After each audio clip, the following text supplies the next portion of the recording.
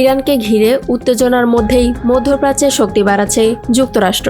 আন্তর্জাতিক সংবাদ সংস্থা রয়টার্স জানিয়েছে, মার্কিন সেনাবাহিনীর বিশেষ ইউনিট 82তম এয়ারবর্ন ডিভিশনের সদস্যরা ইতোমধ্যেই মধ্যপ্রাচ্যের উপসাগরীয় দেশগুলোতে নামতে শুরু করেছে।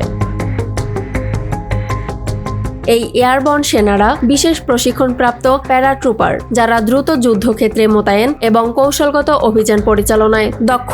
রয়টার্স জানায়, মার্কিন প্রেসিডেন্ট ডোনাল্ড ট্রাম্প অতিরিক্ত সেনা মোতায়েনের ঘোষণার পরই এই ইউনিট পাঠানো হয়েছে, যদিও এখনো ইরানের ভেতরে সরাসরি সেনা পাঠানোর সিদ্ধান্ত নেওয়া হয়নি।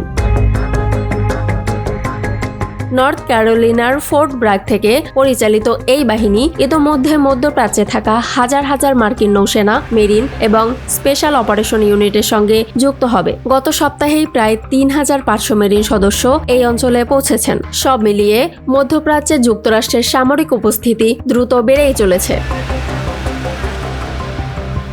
বিশ্লেষকদের ধারণা, এই বিশেষ বাহিনীকে ব্যবহার করা হতে পারে ইরানের গুরুত্বপূর্ণ তেল রপ্তানি কেন্দ্র খার্গো দ্বীপ দখলের মতো কৌশলগত অভিযানে। একই সঙ্গে হরমুজ প্রণালী নিয়ন্ত্রণের সম্ভাবনাও উড়িয়ে দেওয়া যাচ্ছে না। এদিকে মার্কিন পররাষ্ট্রমন্ত্রী মার্কো রুবিও জানিয়েছেন, সামরিক অভিযানের মূল লক্ষ্যগুলো আগামী কয়েক সপ্তাহের মধ্যেই সম্পন্ন হতে পারে। বিশেষজ্ঞরা বলছেন, এই সেনা মোতায়েন সরাসরি যুদ্ধের প্রস্তুতি না হলেও ভবিষ্যৎ সামরিক অভিযানের সক্ষমতা বাড়ানোর অংশ। এতে মধ্যপ্রাচ্যের সংঘাত আরও বিস্তৃত হওয়ার আশঙ্কা তৈরি হয়েছে। সব মিলিয়ে মধ্যপ্রাচ্যে পরিস্থিতি ক্রমেই উত্তপ্ত হয়ে উঠছে। এই উত্তেজনা বিশ্ব অর্থনীতি ও জ্বালানি বাজারে কী প্রভাব ফেলে সেদিকে এখন নজর সবার।